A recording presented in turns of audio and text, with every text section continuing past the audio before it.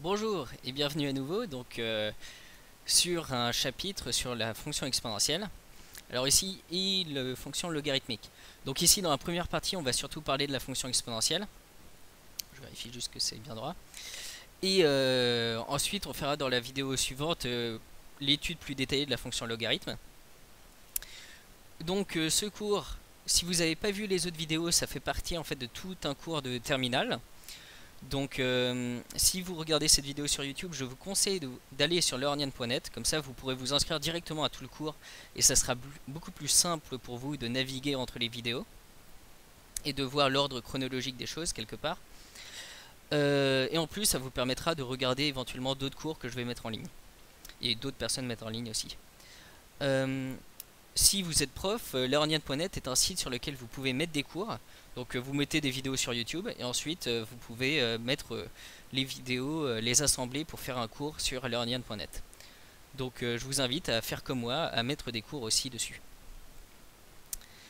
Donc, donc pour la fonction exponentielle, dans la vidéo précédente, on a un peu déjà montré quelques propriétés.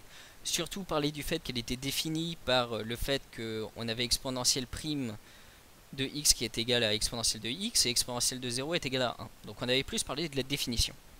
Maintenant on va parler un peu d'une étude plus générale de la fonction exponentielle, c'est-à-dire un peu voir si on trace la courbe à quoi ça ressemble. Donc déjà petite remarque, la fonction exponentielle, ou alors on la note e puissance quelque chose, alors de base e, oui bon c'est la fonction exponentielle normale, est continue, strictement croissante sur r, et limite lorsque x tend vers moins l'infini de exponentielle de x est égal à 0, et limite lorsque x tend vers plus l'infini de exponentielle de x égale plus l'infini. Alors la continuité. Alors déjà, on se souvient que là, il faut se souvenir des propriétés sur les fonctions dérivables. Si une fonction est dérivable, alors elle est continue. L'exponentielle est carrément définie comme la solution de f' de x est égal à f de x. Donc ça veut dire que de base, on sait qu'elle est dérivable.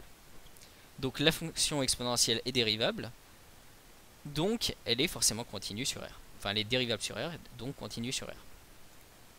Le fait qu'elle soit strictement monotone, on en avait parlé dans la vidéo précédente, c'est que le fait que la fonction exponentielle est strictement positive sur R est égale à ses dérivées. Donc du coup, on a la dérivée de l'exponentielle qui est strictement positive. Donc du coup, l'exponentielle est strictement croissante. Et du coup, ça veut dire que pour tout x, y appartenant à R, donc en fait x virgule y appartenant à R croix R, on peut dire, exponentielle de x inférieure à exponentielle de y équivaut à x inférieur ou égal à y. Et on a même exponentielle de x strictement plus petit que exponentielle de y équivaut à x strictement plus petit que y grâce au fait que la fonction exponentielle est strictement croissante. Maintenant pour les limites. Alors là, c'est peut-être moins évident. Alors déjà, on va montrer que exponentielle de x est plus grand que x. Pour cela, on va étudier le sens de variation de la différence entre les deux. Donc le but, c'est de montrer que exponentielle de x moins x va être positif quand ça tend vers plus l'infini. Et à partir de là, on saura que exponentielle de x est plus grand que x. Et donc à partir de là, on pourra dire que exponentielle de x tend vers plus l'infini. Donc ça c'est un peu une technique à connaître, c'est imaginons j'ai une fonction ici et une fonction ici, je veux montrer qu'une est plus grande que l'autre, bah, j'ai qu'à faire la différence, étudier le sens de variation de la différence, c'est-à-dire est-ce que c'est positif ou négatif, et ensuite quand ça c'est positif, bah, je peux en conclure que ce qui est là c'est plus grand que ça, quand ça c'est négatif, je peux en conclure que ça c'est plus petit que ce qui est là. Alors, donc ici je pose g de x est égal à exponentielle de x moins x. La fonction g, je peux la dériver, parce que x est la fonction qui a x associe x est dérivable, c'est la fonction identité, et la fonction qui a x associe exponentielle de x, on vient de voir qu'elle est dérivable. Donc g' de x c'est exponentielle de x moins 1, ce qui fait exponentielle de x moins exponentielle de 0. Or, on sait que l'exponentielle est une fonction strictement croissante, donc ça veut dire que pour x plus grand que 0, ce terme est positif, pour x plus petit que 0, ce terme est négatif, même strictement. À partir du moment où x est différent de 0. Donc on a le tableau de variation suivant. On connaît g', qui est négatif ici, positif ici, à cause du exponentielle de x moins exponentielle de 0, et du fait qu'on sait que l'exponentielle est strictement croissante. Et donc, le sens de variation de g, c'est d'abord négatif. D'abord, c'est décroissant jusqu'à 1, c'est même strictement décroissant. Et ensuite, c'est strictement croissant jusqu'à plus l'infini. Et donc, ça veut dire que pour tout x strictement plus grand que 0, exponentielle de x est plus grand que x. Et donc, ça veut bien dire que limite, lorsque x tend vers plus l'infini, de exponentielle de x égale plus l'infini, parce que on sait que la fonction qui a x associe x, elle diverge vers plus l'infini, enfin elle tend vers plus l'infini, donc exponentielle de x, lui aussi tend vers plus l'infini, vu qu'il est encore plus grand. En réalité, on verra que l'exponentielle de x est même ici est même beaucoup plus grand que la fonction qui a x associe x. Ça monte beaucoup plus vite vers plus l'infini.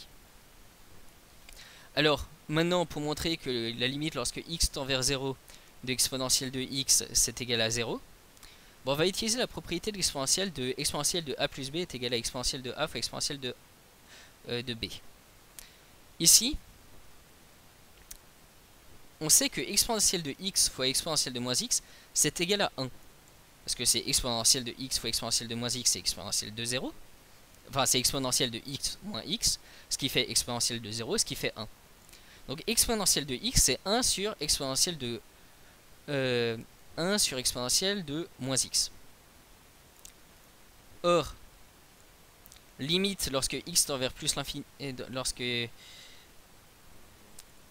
donc ça, je vais le noter exponentielle de grand x, le exponentielle de moins petit x. Donc limite lorsque x tend vers moins l'infini de exponentielle de petit x, c'est limite lorsque grand x tend vers plus l'infini de 1 sur exponentielle de grand x.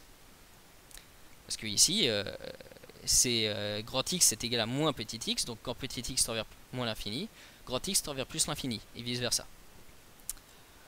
Or, limite lorsque grand x tend vers plus l'infini de 1 sur exponentielle de grand x, c'est bien égal à 0. Parce que ici, exponentielle de grand x, ben, on a vu que l'exponentielle elle tend vers plus l'infini quand x tend vers plus l'infini. Donc ça tend vers plus l'infini. Donc l'ensemble il tend vers 0. Donc limite lorsque x tend vers moins l'infini de exponentielle de x, c'est 0.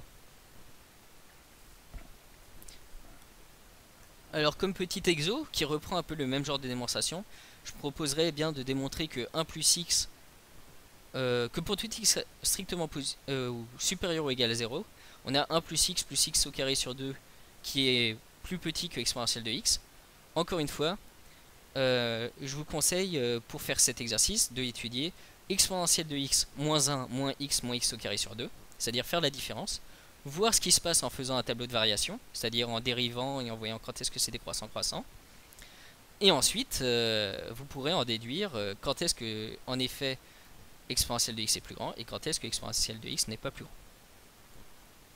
Alors maintenant, enfin, on va commencer à tracer la fonction exponentielle. Donc la fonction exponentielle, voilà ce à quoi elle ressemble. En moins l'infini, elle tend vers 0. En plus l'infini, elle tend vers plus l'infini. Alors ici, on a presque l'impression que... Ici, il ne faut pas se tromper, hein. Il n'y a pas d'asymptote vertical. Hein. Là, ça continue à augmenter de plus en plus vite. Ça augmente de plus en plus vite. Mais ça n'a pas non plus d'asymptote vertical. C'est-à-dire là, ça continue jusqu'à plus l'infini. Hein. C'est-à-dire le x, il va jusqu'à plus l'infini. Il n'y a pas d'endroit où ça tend... il n'y a pas de x tel que limite lorsque x tend vers 0 de notre fonction est plus l'infini. Tel que limite lorsque x tend vers ce nombre-là de notre fonction est égal à plus l'infini. Notre exponentielle, il faut bien faire attention. Elle est bien définie en n'importe quel x. Alors ici, on remarque exponentielle de 1, c'est e, ce qui en fait est un nombre autour de 2,7 je crois de mémoire. Voilà. Vous pouvez vérifier sur votre calculette si ça vous amuse. Exponentielle de 0, c'est 1, donc ça va bien retenir. Et alors on a dit que l'exponentielle était strictement croissante. Et son ensemble de départ c'est R, et son ensemble d'arrivée bah, c'est 0 plus l'infini. Parce que limite lorsque x tend vers moins l'infini, c'est 0. Et limite lorsque x tend vers plus l'infini, c'est plus l'infini. Donc l'ensemble d'arrivée c'est 0 plus l'infini, ouvert en 0 et ouvert en plus l'infini, parce que l'exponentielle ne s'annule jamais. Et bon bah l'infini, on ne prend pas comme valeur plus l'infini. Donc l'exponentielle est strictement croissante. Donc là, si on se souvient des théorèmes qu'on avait sur les fonctions qui étaient dérivables, ou même plutôt les fonctions qui étaient continues, je crois. Non, il n'y a même pas besoin d'être continu en fait. Donc à partir du moment où c'est strictement croissante, ça veut dire que je ne suis jamais plat. Donc ça veut dire que je ne reprends jamais la même valeur. Donc à partir de là, je peux dire que l'exponentielle est bijective. Ce qui veut dire qu'en fait, que pour tout AB appartenant, alors elle est appartenant à R plus étoile, exponentielle de... non, pour tout AB appartenant à R, exponentielle de A est égale à exponentielle de B est équivalent à dire que A est égal à B. Ça veut dire que ça se voit bien sur le schéma. Dire que l'auteur de ce point-là est égal à l'auteur de ce point-là, ça veut forcément dire que ce point-là est égal à ce point-là, quelque part. Enfin, non, justement, le fait que cette hauteur-là soit différente de cette hauteur-là, ça implique forcément que ce point-là est différent de ce point-là. Donc là, j'utilise un peu la contraposée pour montrer ça. Donc, ça se voit bien, c'est-à-dire chaque élément a un et un seul antécédent. Chaque élément de l'ensemble d'arrivée, donc chaque élément de R plus étoile, donc ici, un élément qui peut s'écrire sur la forme exponentielle de A ou exponentielle de B, et ben il a un seul antécédent, donc ça veut dire que si deux éléments de l'ensemble d'arrivée sont égaux, ça veut forcément dire que c'est les mêmes à l'ensemble de départ. Et si on a si on a deux éléments qui sont les mêmes à l'ensemble de départ, bah, c'est les mêmes à l'ensemble d'arrivée, ça c'est le fait que c'est une fonction. Alors, à partir de là, on peut définir ce qu'on appelle donc la fonction logarithme népérien. Donc, en maths, quand on parle du logarithme, on parle du logarithme népérien. C'est ce qu'on note ln. De base, quand on parle de logarithme, c'est lui. Alors ensuite, il y a le logarithme décimal qu'on peut aussi pas mal utiliser. Mais de base, le logarithme, c'est le logarithme népérien. Donc, le logarithme népérien, on va le définir ici comme la bijection réciproque de la fonction exponentielle. On la note ln. Alors, petite remarque, je vous ai fait remarquer dans la vidéo précédente que on avait défini, que nous, on n'avait pas démontré l'existence de l'exponentielle. Et que dans les PDF ici, il le définait à partir de la limite d'une suite, ce qui est quand même ce qui faisait une démonstration assez compliquée. En fait, une manière de définir l'exponentielle, c'est plutôt de d'abord définir le logarithme népérien, et ensuite définir l'exponentielle comme, elle, la bijection réciproque de la fonction logarithme. Parce que la réciproque de la réciproque, c'est la fonction elle-même. Et en fait, le logarithme, on verra, on peut aussi donc le définir d'une autre manière, c'est l'intégrale de la fonction 1 sur x entre 1 et x. Donc ça, c'est une autre manière de définir la fonction logarithme.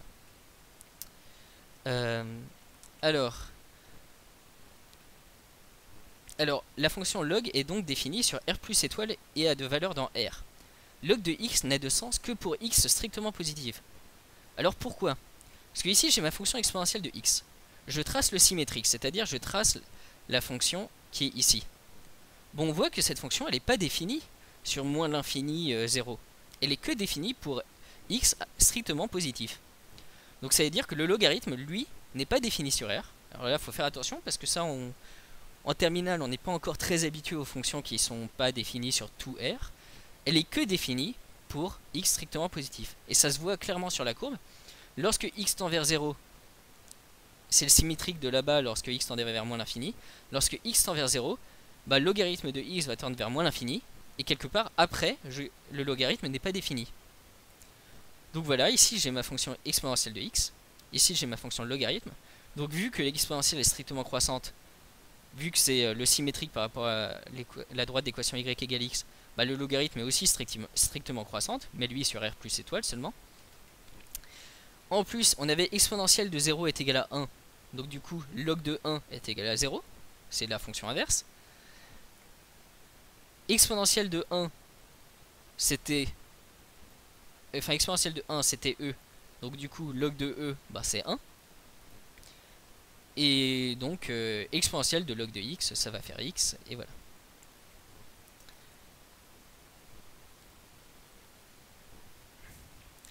Alors maintenant, il y a quelques propriétés sur l'exponentielle qui sont très importantes. Alors, c'est le fait que l'exponentielle, quelque part, monte beaucoup plus vite, vers plus l'infini, que n'importe quel polynôme. Et ça, c'est très important à retenir. C'est-à-dire, vous pouvez faire du x au carré Si x devient grand, l'exponentielle va battre ce polynôme, l'exponentielle va monter plus vite. Si vous pouvez faire du x puissance 1 million, il suffit de prendre x assez grand. Au bout d'un x assez grand, l'exponentielle de x va toujours être plus grand que x puissance 1 million. Ainsi de suite. Donc pour tout n appartenant à n, limite lorsque x tend vers plus l'infini de exponentielle de x sur x puissance n est égal à plus l'infini, c'est ce que je disais. Et une autre manière de formuler ça, c'est limite lorsque x... Ah oui, et non, et une autre propriété, là c'est encore dû au fait que exponentielle de moins x est égal à exponentielle de x, c'est limite lorsque x tend vers moins l'infini de x puissance n fois exponentielle de x est égal à 0. Ça veut dire que non seulement lorsque x tend vers plus l'infini, exponentielle de x monte beaucoup plus vite. Donc quelque part, c'est exponentielle de x monte beaucoup plus vite que n'importe quel polynôme. Mais en plus, en moins l'infini, l'exponentielle va baisser, quelque part, va se rapprocher de 0 de façon beaucoup plus rapide que n'importe quel 1 sur x puissance n. Donc exponentielle de x, donc en particulier exponentielle de x sur x, ça tend vers plus l'infini, lorsque x tend vers plus l'infini, et lorsque x tend vers moins l'infini, x fois exponentielle de x, ça tend vers 0. Donc ça veut dire que 1 sur x et que exponentielle de x est négligeable par rapport à 1 sur x lorsque x tend vers moins l'infini. Alors aussi, l'exponentielle de x a une tangente à l'origine, ce qui est intéressant, c'est limite lorsque x tend vers 0 de exponentielle de x moins 1 sur x est égal à 1. En fait là, vous pouvez retrouver carrément la définition de la dérivée. La dérivée c'était quoi? C'est limite lorsque h tend vers 0 de f de h moins f de 0 sur h. La dérivée en 0. Donc ici, f de h, bon, ici on remplace h par x, c'est exponentielle de x, moins exponentielle de 0, donc moins 1, sur h, c'était ce qu'on a noté x ici, est égal à f' de 0. Et la dérivée de l'exponentielle c'est elle-même, donc c'est égal à exponentielle de 0, ce qui fait 1. Donc ça en fait c'est carrément en repassant finalement à la définition de la dérivée, bon, on obtient que dérivée que ça, bah, c'est la définition de la dérivée de l'exponentielle en 0, et ça c'est exponentielle de 0, ce qui fait 1. Alors quelques exemples, hein. Limite lorsque x tend vers plus l'infini de exponentielle de x sur racine de x. Alors en fait là on pourrait généraliser la formule ici, encore une fois, je sais pas pourquoi ils limitent toujours ça à n.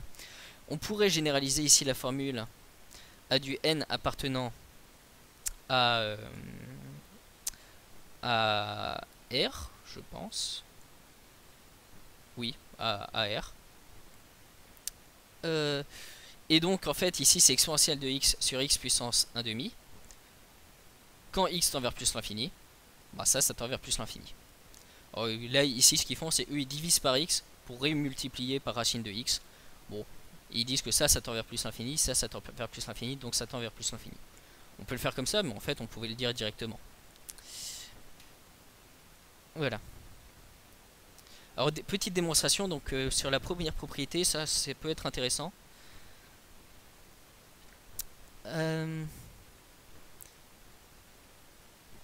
Alors, on va montrer que limite lorsque x tend vers plus l'infini de exponentielle de x sur x puissance n, c'est plus l'infini. On sait déjà que exponentielle de x pour tout x appartenant à R. Non, ça c'est faux. C'est pour tout x strictement plus grand que strictement plus grand que 1. Exponentielle de x est plus grand que x. Alors je vérifie. Ah non, je raconte une bêtise. C'est vrai pour tout x appartenant à R. Si on décalait de 1, ça serait peut-être pas forcément évident. Non, c'est vrai pour tout x appartenant à R, donc ils ont raison. Pour tout x appartenant à R, exponentielle de x est plus grand que x.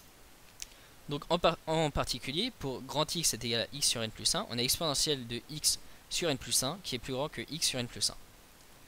Là, on va utiliser notre super propriété. Donc ici, on sent qu'on va utiliser quelque part des propriétés de la fonction exponentielle. Donc, la fonction qui a t associe t puissance n plus 1, elle est croissante sur R+. Donc on a pour tout x appartenant à R+, ici on va mettre ça à la puissance n plus 1 et mettre ça à la puissance n plus 1. Donc on fait puissance n plus 1 de chaque côté. Et en fait l'application qui a t associe t puissance n plus 1 elle est croissante. Donc elle conserve le sens de l'inégalité. Donc du coup ça nous fait exponentielle de x sur n plus 1 puissance n plus 1 donc ça c'est exponentielle de x, est plus grand que x puissance n plus 1 sur n plus 1 puissance n plus 1.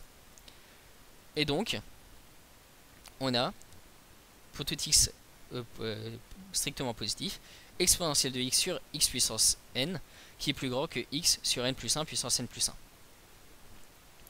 Donc, limite lorsque x tend vers plus l'infini de x plus sur n plus 1 puissance n plus 1, c'est plus l'infini, parce que ça c'est une constante, ça c'est x. On en déduit donc assez facilement. On en déduit donc que limite lorsque x tend vers plus l'infini de exponentielle de x sur x puissance n, c'est plus l'infini. Alors pour montrer l'autre propriété qui était que limite lorsque x tend vers moins l'infini de x puissance n fois exponentielle de x était égal à 0, on n'a plus qu'à poser u est égal à moins x. Et donc à la place on a limite lorsque x tend vers moins l'infini de x puissance n fois e puissance x, c'est égal à limite lorsque u tend vers plus l'infini, enfin en valeur absolue tant qu'à faire. Vu qu'on veut montrer que ça tend vers 0, il suffit de montrer que la valeur absolue tend vers 0, et ça suffit. Parce que ça soit négatif ou positif, c'est pas grave, si la valeur absolue tend vers 0, ça tend forcément vers 0. Donc ça peut être une idée un peu pratique à retenir. Donc ici, j'ai posé u est égal à moins x. Donc dire que x tend vers moins l'infini, c'est pareil que dire que u tend vers plus l'infini. Je remplace le x puissance n par du u puissance n. Alors j'avais du valeur absolue.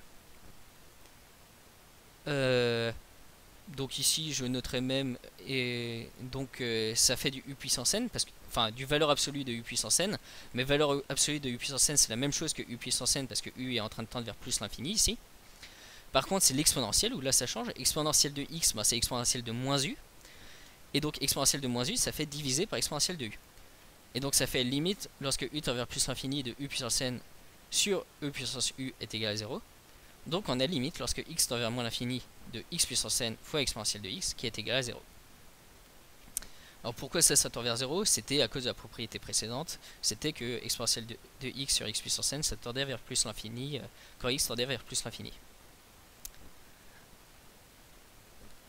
Donc en cas particulier, pour n égale à 1, exponentielle de x ça tend vers plus l'infini, et x fois exponentielle de x, surtout celui-là des fois, on se demande un peu des fois, bah, vers moins l'infini ça tend vers 0. Donc voilà pour quelques propriétés de l'exponentielle très intéressantes. Alors maintenant, petite démonstration, donc cette fois ça porte sur le logarithme. Donc c'est le fait que la fonction logarithme transforme les produits en somme. Alors pour tout réel a et b, donc strictement positif, parce que encore une fois le logarithme est que défini sur r plus étoile, à bien retenir. Logarithme de a fois b, c'est log de a plus log de b. Alors la petite démonstration, bah, comme l'exponentielle transforme les sommes en produits, on a exponentielle de log de a plus log de b. C'est exponentielle de log de a fois exponentielle de log de b, parce qu'ici on a un plus qui se transforme en a fois. Ce qui, exponentielle de log, bah, c'est les deux fonctions inverses les unes des autres, donc quelque part ça, on revient sur le nombre lui-même, donc c'est égal à a fois b. D'où on a log de a plus log de b, qui est égal à log de ab, parce qu'on a exponentielle de log de a plus log de b qui est égal à ab.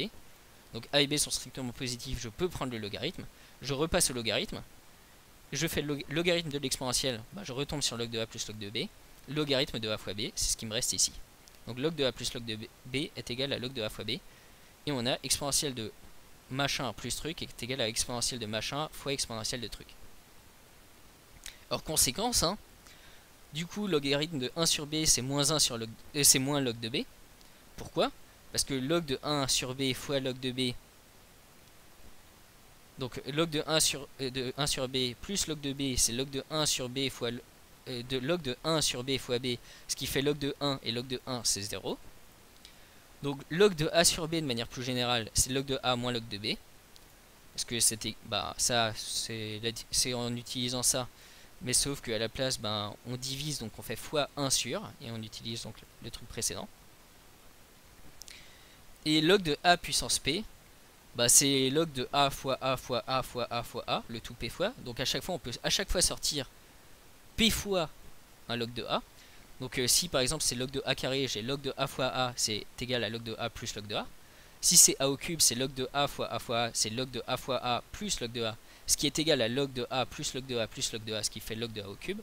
Log de... Non, ce qui fait 3 log de A, désolé, pas log de A au cube. Et donc on a bien log de A puissance P, c'est P log de A. Et alors en fait, ça c'est vrai même, alors ils précisent E pour P appartenant à Z. En fait c'est même vrai pour n'importe quel P appartenant à R. On a carrément log de A puissance P qui est toujours égal à P log de A. Dans le cas particulier où P est égal à 1,5, c'est-à-dire le cas de la racine, log de racine de A, c'est égal à 1,5 de log de A. Donc voilà. Donc continuité, la fonction log est continue sur R plus étoile. Bah normal. Elle est... Alors, on avait le fait que bah, exponentielle était continue et strictement croissante, donc sa fonction réciproque est continue et strictement croissante. Voilà. Donc eux ils utilisent une démonstration parce que le théorème qu'on a utilisé pour montrer ça, je crois qu'ils disaient que c'était hors programme. Voilà. Bon, et là je dois aller quelque part, donc je vais m'arrêter là. Par contre je vais continuer dans la prochaine vidéo. Donc encore une fois, pour trouver la prochaine vidéo plus facilement, inscrivez-vous sur learnien.net. Essayez de... Si vous trouvez que le cours des maths est intéressant, ben, parlez à vos amis. Moi ça m'aide de learnien.net et du cours de maths en question. Et donc n'hésitez pas à en parler à vos amis si ça vous aide à apprendre. Voilà, et donc on se retrouve pour un prochain cours sur l'exponentielle et le logarithme bientôt. A plus.